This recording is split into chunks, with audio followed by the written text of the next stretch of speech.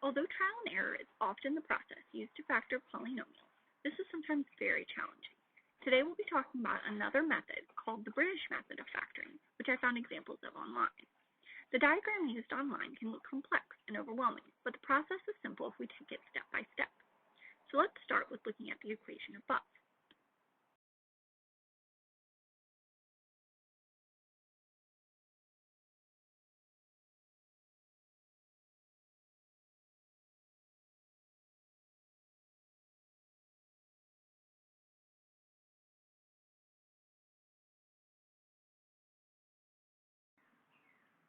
Let's try another example. Here we have a new equation, and this time the leading term isn't just x squared, but not to worry, this method will still work. Step 1, multiply the outer terms, being careful to include any signs on those terms. In this case, both terms are positive, so our resulting term is also positive. Step 2 is finding two numbers that multiply to give you the number you just found in blue, but also add to give you the previous middle term, which is shown in green. In this case, we have several options to create 6x squared. If the x's are confusing, feel free to do this part by just finding pairs of numbers that multiply to 6 and ignoring the x's. Now we will add each of these pairs.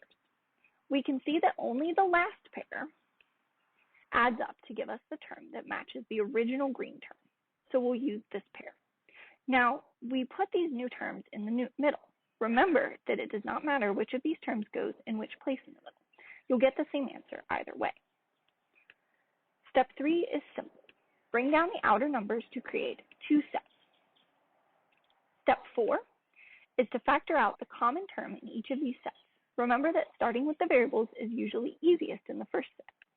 Here you can see that both terms have an x in them, so we'll factor out the x from this first set, leaving the parentheses with 2x minus 3 after each term is divided by the x. For the second set, there is no common x, and 2 and 3 don't have a common factor other than 1. So like in the previous example, 1 is our default option, and we'll try it now.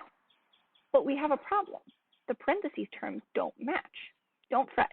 The only thing that we need to do here is recognize that negative 1, not just 1, is a common factor to both these terms. Pulling out the negative 1 instead of just 1 will switch the signs on both terms, fixing the problem. Now the parentheses sets match. Step 5 is